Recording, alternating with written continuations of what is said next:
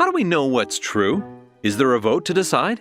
What if there's a vote to decide that gravity is no longer true, and the campaign is so good that 7 billion people vote for it? Would gravity stop working?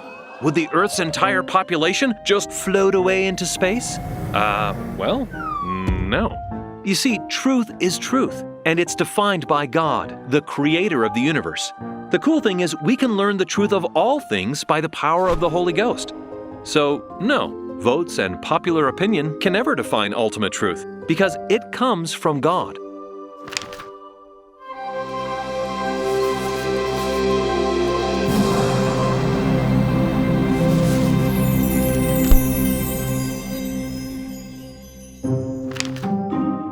In December 1831 in Ohio, the Lord instructed Joseph Smith and Sidney Rigdon to take a short break from the important work of the inspired translation of the Bible, because there were false stories being published and they needed to take time to teach the truth.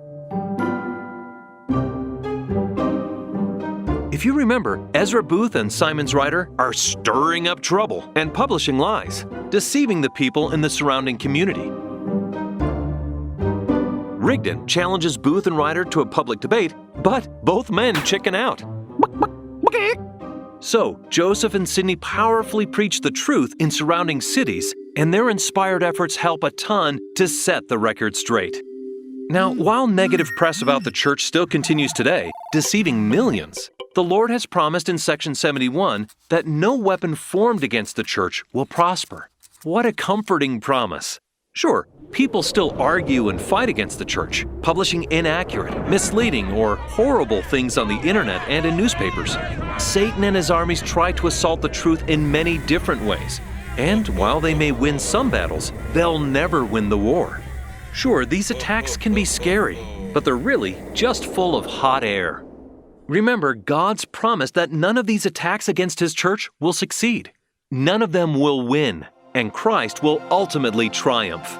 So, since we know who wins, seems kind of like a no-brainer to choose which side we'll be on and take individual responsibility to study and seek the truth for ourselves. Okay, now Edward Partridge was serving as the presiding bishop of the church, but he's in Missouri, over 800 miles away from the saints in Ohio. So, the Lord needed to call another bishop to help with the law of consecration in the Kirtland area. But who? Enter Newell K. Whitney. He was born in Vermont in 1795, and as a young man, fought in the War of 1812. After the war ended, he went to work and met Elizabeth Ann Smith, but her friends call her Anne. Let's have her tell the rest of the story in her own words. As a salesman, Newell traveled through many states. One day, he passed through the country where my family resided, and he and I met by chance, fell in love, and were married. We settled in Kirtland, and Newell eventually went into business with Sidney Gilbert, running a store. My husband and I often discussed the subject of religion and whether or not there was a local church that we should join. One day, we discussed it way past bedtime, and finally around midnight knelt down together by the bed. As we were praying to the Father to be shown the way, the Spirit rested upon us and a cloud overshadowed the house. It was as though we were out of doors. The house passed away from our vision. We were wrapped in the cloud and felt the Spirit of the Lord. Then we heard a voice out of the cloud saying, "Prepare ye to receive the word of the Lord, for it is coming." Months later, 4 young missionaries from New York arrived and began teaching about a golden Bible.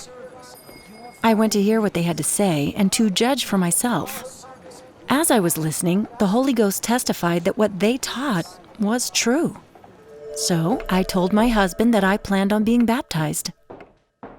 Naturally, he asked me to wait until he had had a chance to feel the same conviction. But I couldn't wait. I knew it was true. Fortunately, a few days later, my husband was also baptized. We were both so happy to have found the truth. A couple months later, a family came to Kirtland in a sleigh on a very cold winter's day.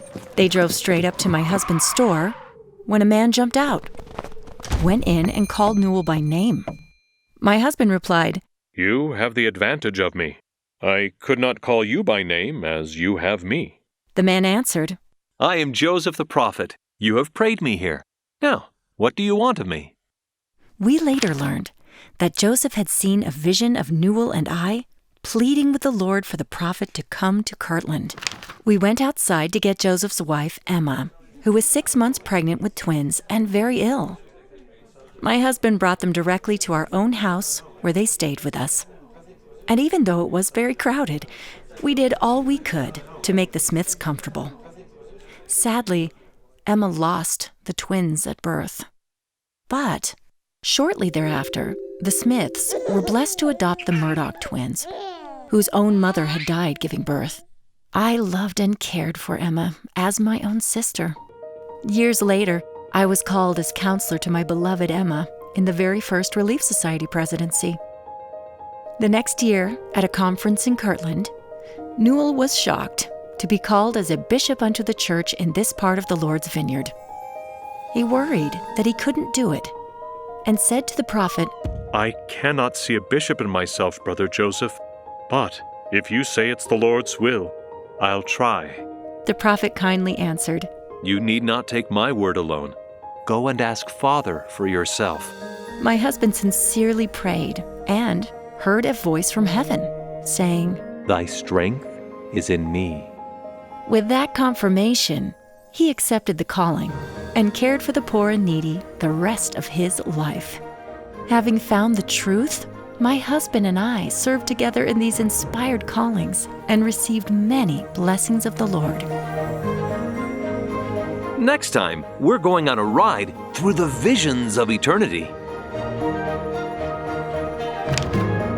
It takes a lot to make these videos, so to keep Line Upon Line free for everyone, consider donating. The link's in the description below.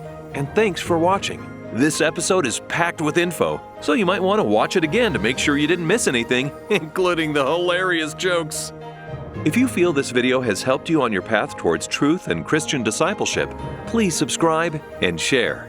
Most importantly, go read the scriptures for yourself.